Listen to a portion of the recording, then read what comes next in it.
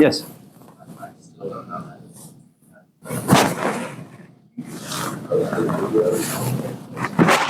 Right.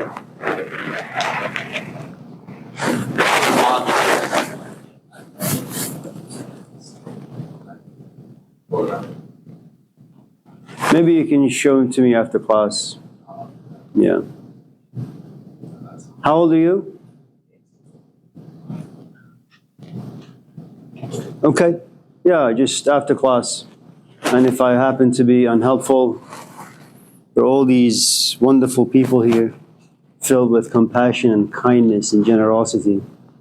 They're willing to sacrifice their life, their time, their energy to show you. Yeah.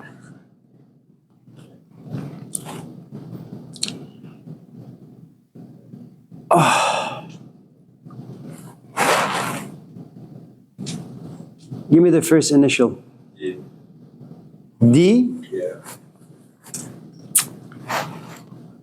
Steviante. Deviante. Yeah. Yes. How did you feel when you were named top 10 hottest professors? I'm sorry? How did you feel when you were named top 10 hottest professors? I was named top 10? Yeah. You didn't know? Like sexually? It was back in 2017. We saw an article about it. I wasn't aware. Now you are. What? They removed that. You can't like say teachers are hot anymore though. Oh, my apologies. Yeah, well, I suppose I should be very happy. Wait, was it a written professor article? You remember it was like It was like insider. What? You get so excited for no reason. Yeah. I mean, it's a great quality to have, but it just somewhat sometimes exhausting, if especially you have a companion. It's great though. Good for you. Deontay. serious question. Yeah. Why are you not Laney? I think like I've wondered a lot. Why Laney? Why am Same I? reason people do Doctors Without Borders for low pay, you know? It's just not the passion to do that, I guess. That's actually not true. I have zero compassion for students.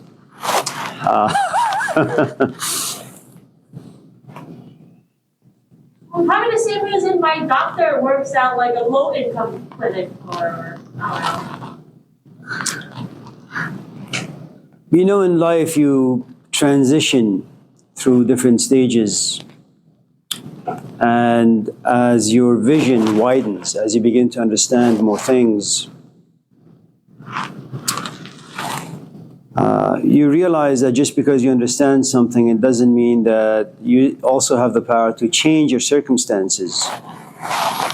When you graduate from school with whatever degree that you may have, and let's just say you apply for a teaching, you're filled with dread, you're filled with hope and dreams, and so you begin to apply.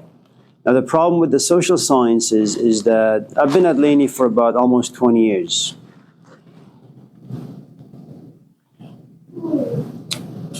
In the past 20 years, we've never had another full-time position available. So I have been the head of this department for the past 20 years. And the point I'm trying to make is that social sciences, once you occupy a position, it's going to be very, very difficult for that college to open another position in the same department.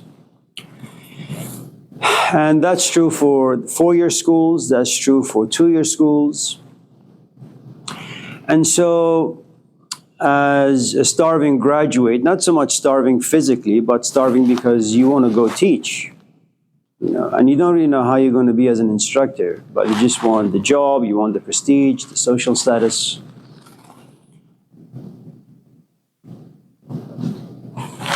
And so whatever school offers you a position, you will say yes. Okay.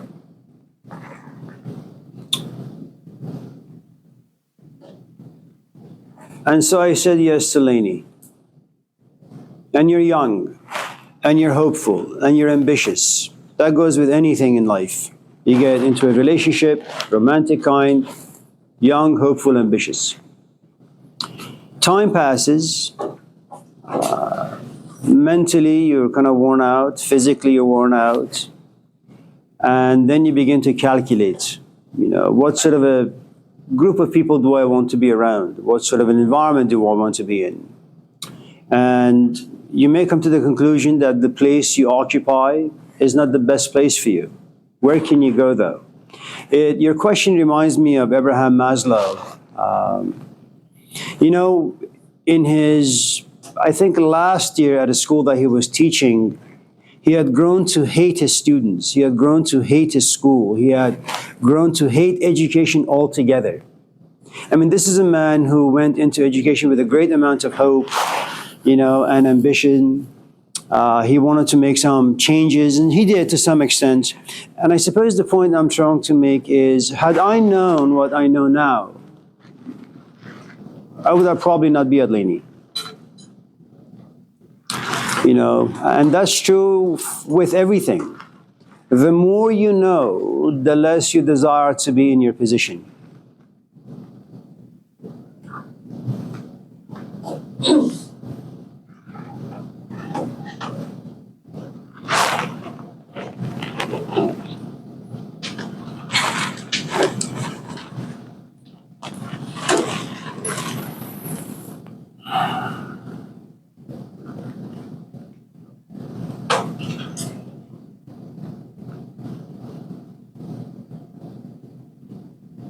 I have the privilege of having been 18 and 19 and 20, also being an immigrant, also being a person of color, living in a culture that at times looks at me in a weird way, that births inside me all sorts of crazy emotions, that I want to go and punch someone out because of the way they look at me, not knowing that to some extent I am eloquent, I am educated, but none of those things really matter.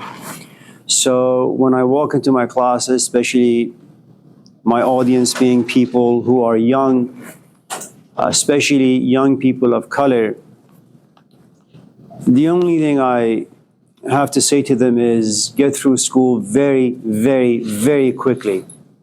It doesn't matter how you get things done, just get them done.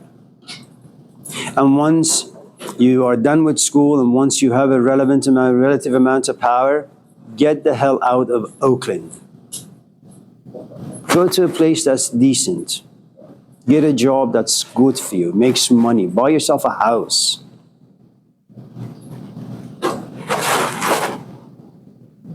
Why do you think people are infatuated with living here? Why do you think people still live here? They're stupid.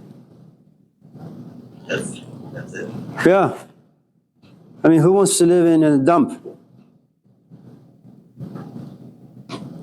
I mean, sure, there are reasons. There are financial reasons. Maybe you have sick parents and you don't want to leave them. Maybe you can't afford to go to Lafayette or Orinda.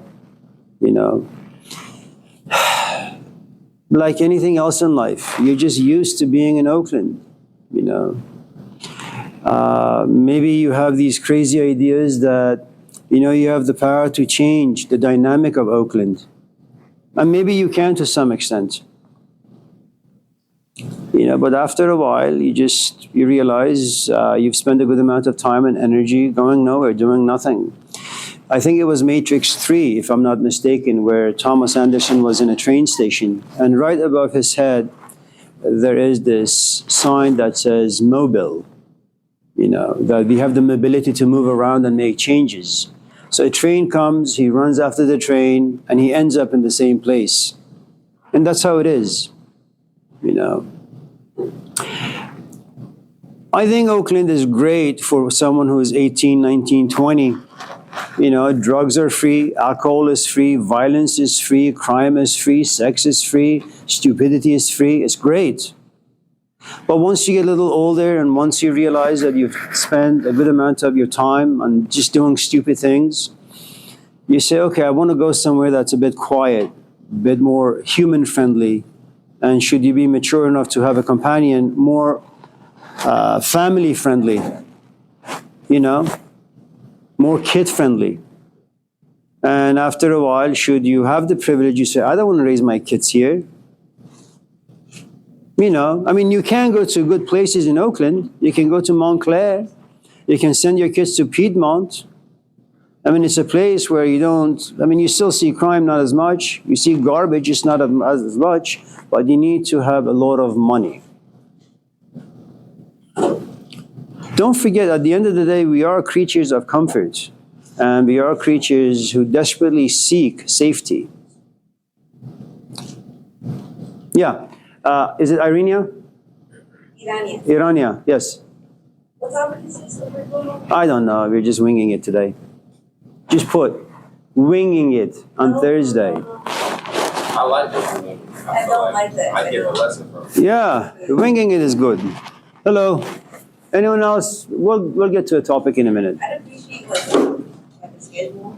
Yeah, I can't do it. I haven't done it for 30 years. I'm not going to start doing it now. Yeah, both my brothers took your class. And one of them went to an Ivy League school. Tell them I'm sorry. No, it's not trying. You're a great teacher. You're very kind. He told me to take your class. You're not here very often. Why? Me? I'm sorry. Yeah, I made a mistake. The schedules don't matter. That's why it's not here. I'm here. No. Excuse me. No, those are words. All right. Okay, go ahead. I appreciate it. I like it. Okay, thank you. Anyone else with anything more interesting? Also, I don't like Miranda. Okay, San I don't like Jose. it. All right. Anyone else? Jamie, that's with me. Oh, we can talk about Josh? I'm taking a development psychology class, and there's a concept maybe I can't remember the term, but the idea is that you have to you learn certain things at certain ages, and if you're not introduced to something at a certain age, then sometimes you can't learn it at all, or it'll become very difficult. Say a foreign language, children learn a foreign language, they can learn the accent, the proper accent, the native accent. If they don't learn it by a certain age, most people will never have a proper I agree accent. with that. Do you think that is true of concepts of Let me approach this in two ways. When a woman gets pregnant, and should she put herself on a very, very strict diet, and all she eats is carrots, for example, when her child comes out, their palate will not be as mature. In other words, they will not have the proper buds or the desire to experiment sorts of different things. And even if they do, they will reject most foods. So when it comes to taste buds, in terms of diversity, if you want to call it that, you say, you want tacos? No. You want chicken tikka masala? No. What do you want? Carrot cake. And what do you want for dinner? Carrots. Well, what do you want for breakfast? Carrot omelet. Okay. If on the other hand, you have a mother who has perhaps good enough money and her palates are relatively healthy and mature and she enjoys experimenting with food while she's pregnant, she keeps eating all sorts of things. Eventually, the child that's growing inside her begins to inherit, and so when they come out, they're more than willing to taste all sorts of things. I mean, biology is some part of it, but mother has a good amount of power over the taste bud of her child when he or she comes out. The other thing that is, I think, most devastating in regards to human learning is you can find in one of the Gospels, I'm not quite sure which, that you can't make the grass grow by pulling it. I have no doubt that all of us in this class have had relatively good parents, maybe sometimes absent, but at times they were present, and they sat you down and they said, son, don't smoke. Son, don't drink. Son, go to school. This is not the right companion for you. These are not the good friends. And maybe they put you under house arrest. Maybe they spanked you. Maybe they took away your allowance, whatever the case may be. But you always assume that you know better. Okay? And despite, seeing your mom cry, despite seeing your father how angry he's being because you're just not listening, it doesn't matter what they do. You're just not going to understand. You're not going to receive them well. And this is something that supposedly was stated by Jesus some 2,000 years ago, in a culture that most people were Jewish, if not all. Most of the poison that lives in our society today did not exist some 2,000 years ago. And yet, he believed that people can't be forced to learn anything. Which means, so what's the use of this class? What's the use of any class if you're not at a proper stage to learn? If you're not at a proper stage to learn and then apply what you know.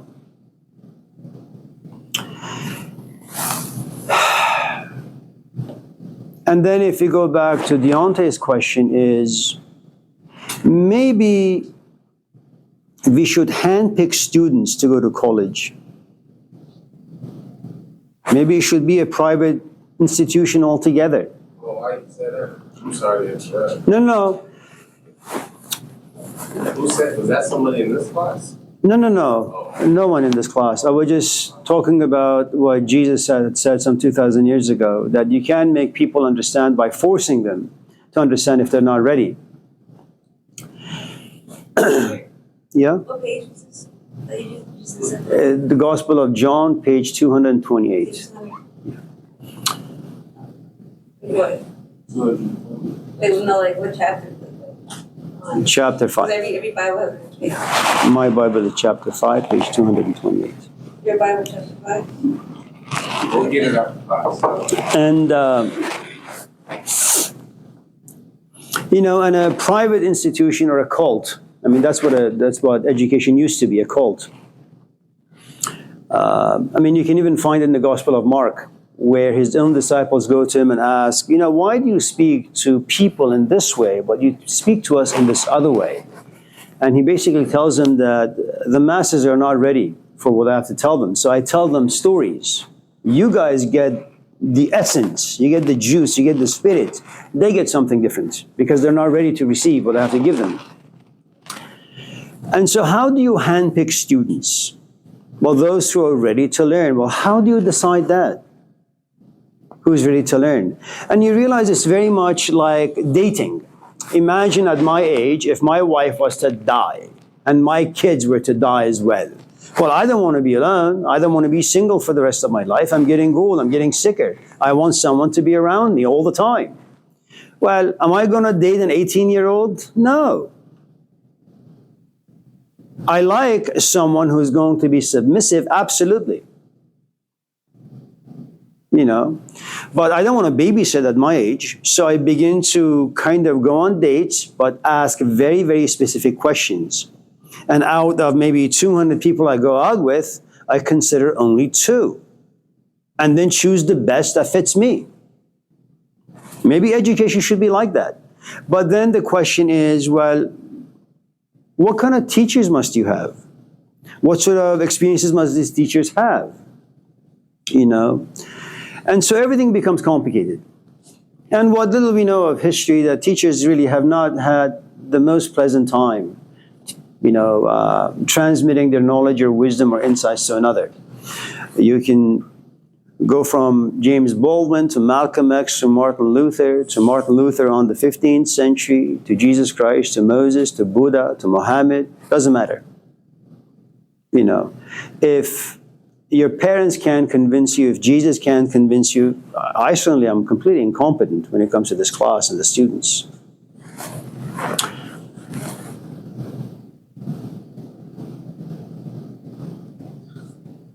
Anyone else? Allahu Akbar. Ashhadu an la ilaha illallah. Ashhadu anna Muhammadan Rasulullah. Yes. Anyone else? Samuel. Can you touch upon Nietzsche's rules of power?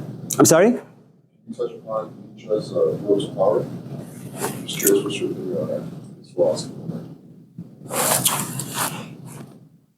Let me say a few things about Nietzsche first.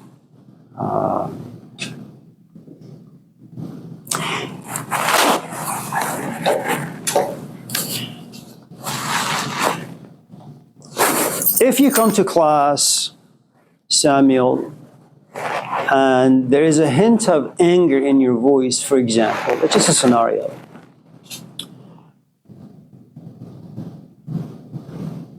I'm going to ask myself, is Samuel upset because of the way I'm dressed? Is he upset because I'm from the Middle East? Is he upset because he doesn't like me? He doesn't like to hear my voice?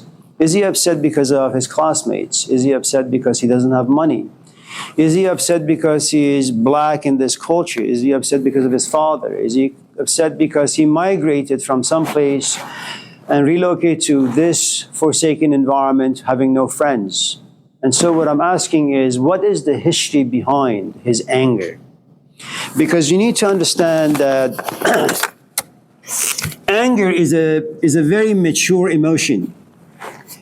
First, you have an event that enters into your life. And events, basically, or experiences, are either negative or positive. Okay? If it's negative, you want to make sure it never happens to you again. You run away from it as quickly as you possibly can. Example, if you come to this class and you just don't like what you hear, you have a couple of options. You say, I need this class to graduate. Graduating is a positive thing, but being around Amir Sabzvar is negative.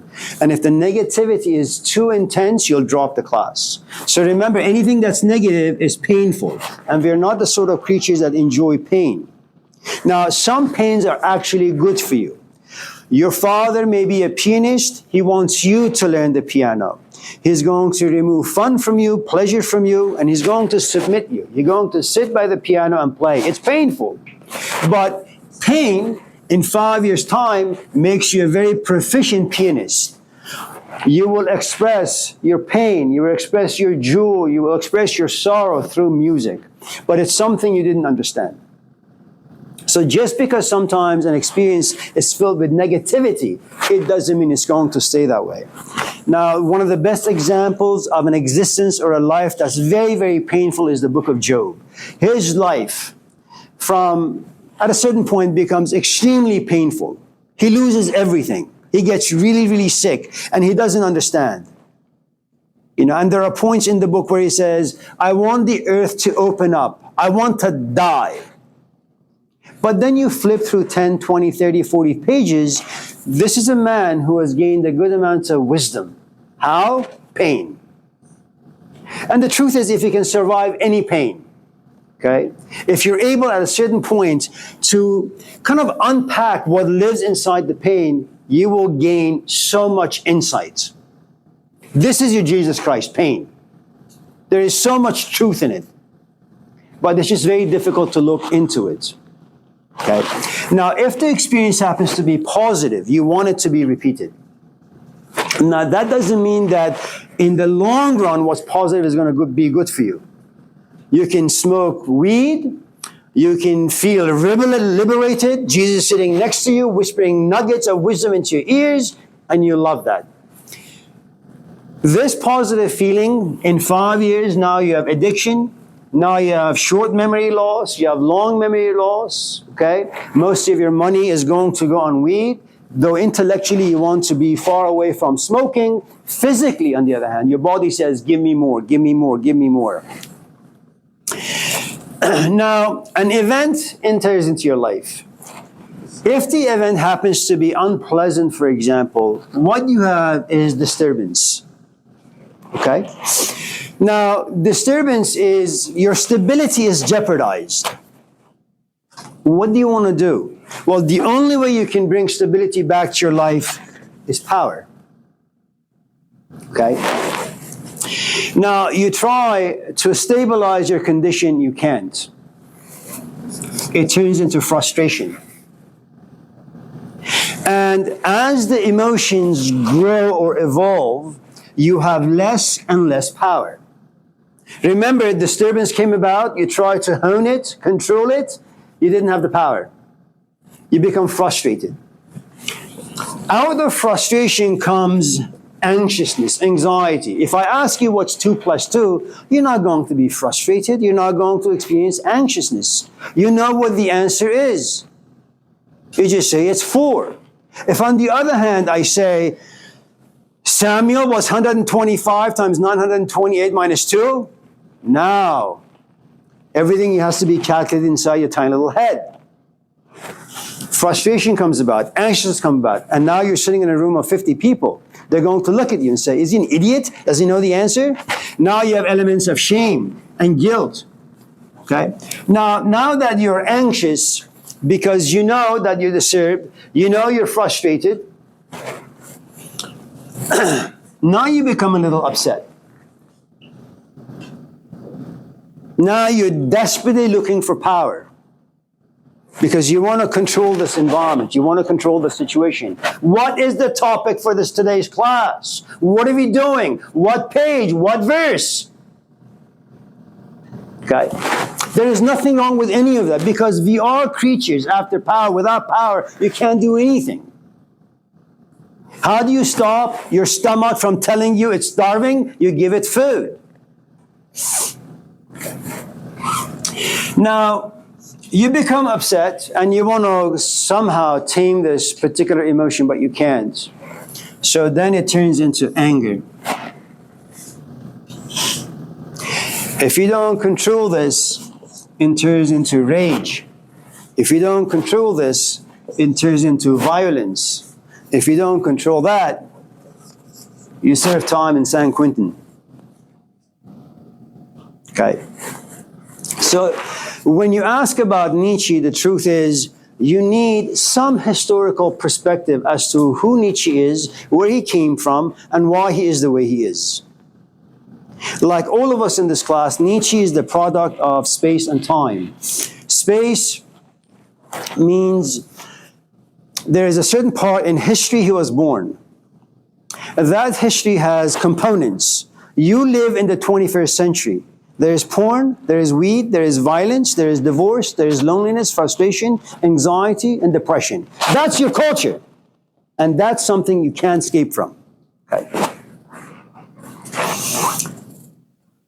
Before we talk about the 19th century, you need to know a little bit about Karl Marx and the Industrial Revolution and how tiny villages turned into big, humongous cities. Imagine if you and I were to be in this class for the next 10 years. What's going to happen? You're going to get to know everyone. There's a good chance that you'll marry someone from this class. There's a good chance that after being with this group of people for 10 years, you're going to be very, very intimate. No one's going to rob you. No one's going to steal from you. Just in case you need help, people in this class will help you. Now imagine you're in this class for 5 days, then you're pushed into a different class. You don't have any time to create any relationship with anyone. And though you live in a room of 50, 60, 70 people, you don't have the time to create a history with any of them. And then you sit in this room and you say, man, I have seen these people every day for the past week. I have no idea what their names are. I have no idea who they are. And you look at them, you want to see your own reflection, but you can't. So you feel lonely.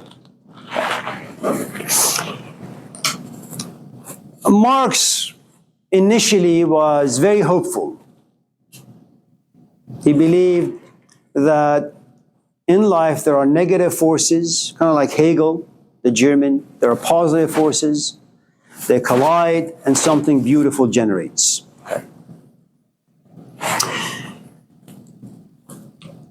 First, you have the creation of huge cities. You see people, but you can't talk to them. You see people, but you can't form a relationship with them. It's like a stranger in a strange land. And as the cities grow bigger, the speed of life becomes faster. Imagine if this was like a real philosophy class, not the fake one that it is. And I would turn my back to you and write information on the board really, really quickly. And every day before we leave, I would say there's going to be a 5-minute quiz.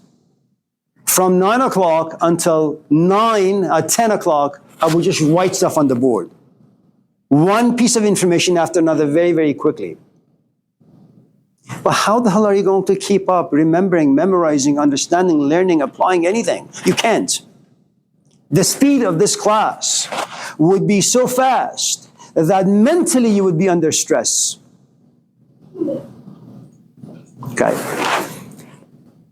And that's what the big cities produce. In a village, let's just say you're a heterosexual. In a village, there are only two women. You will either like Janice or Angie.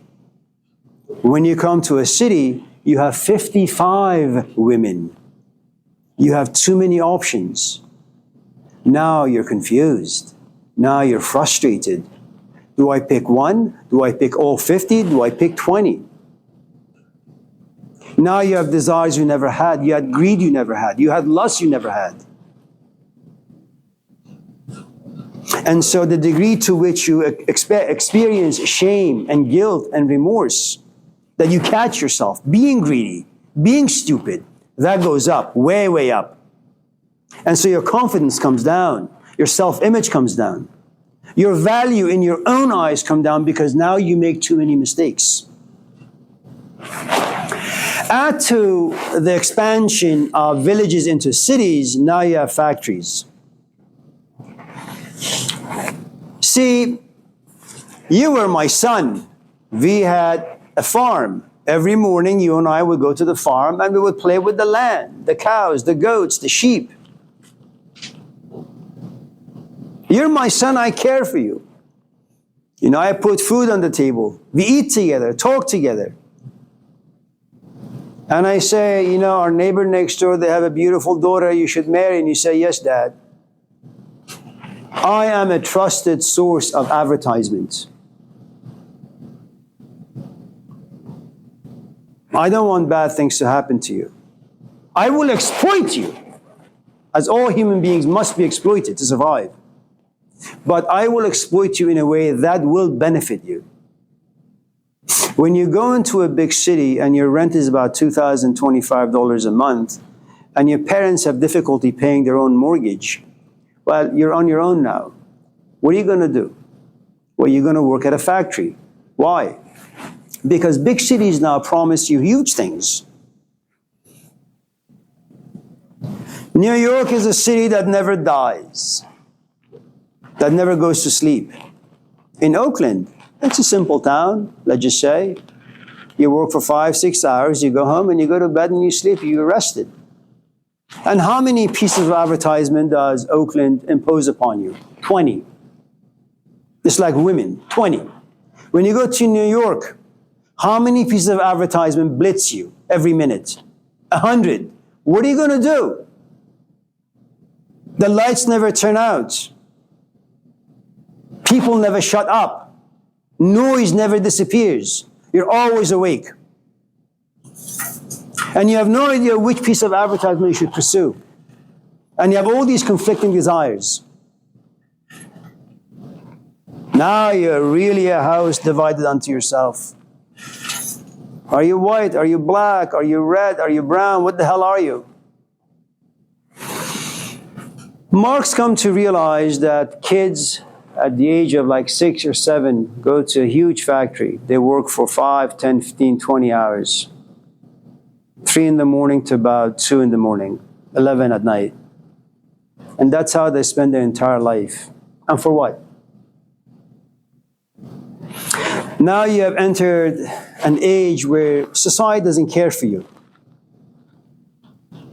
At least 2,000 years ago, you live in a small city, you go to the synagogue, your parents care for you, you know, your neighbors care for you, you're visible. When you go to the factory, again, life is far too fast over there. And your job is really quite simple. Wash dishes. And dishes are coming to you at sonic speed. You don't have time to build relationships. You don't have time to think. مرده ام میروم بر روی خاک زنده گردان جان بخش پاک. That you have turned into nothing but a living corpse who gets up at 3, goes to the factory by 4, works till 11, comes back home and passes out. There is no value to your life. If you watch the movie The Matrix, the first one, there is a scene where Morpheus looks at Neo and says, human beings are reduced to this, a Duracell battery. The society is there. It looks at you as a battery and says, how do I want to use his life, his energy, his youth? Little by little, society takes it from you. And it's something that Karl Marx argued, you've become an alienated self. You don't belong to yourself. Your emotions are a stranger to you. Your parents are strangers to you. Your wife, your kids, everyone and everything in society, in your life, is a stranger to you. Now, human beings are social animals. We want to vent, we want intimacy, but capitalism won't allow you. The speed of life won't allow you. So you fall into depression.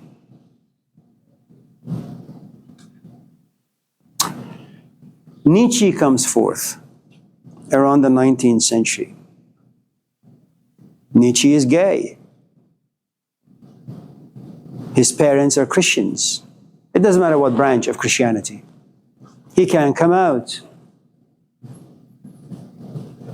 That's a great amount of stress to be under. If the story is true. Nietzsche planned to get married to this young woman, but his best friend married her first. That was his best friend. But Nietzsche was gay, so. But that was before. Who the hell knows? You should watch Brokeback Mountain. I have to think. Yeah, Hey, I got a question for you.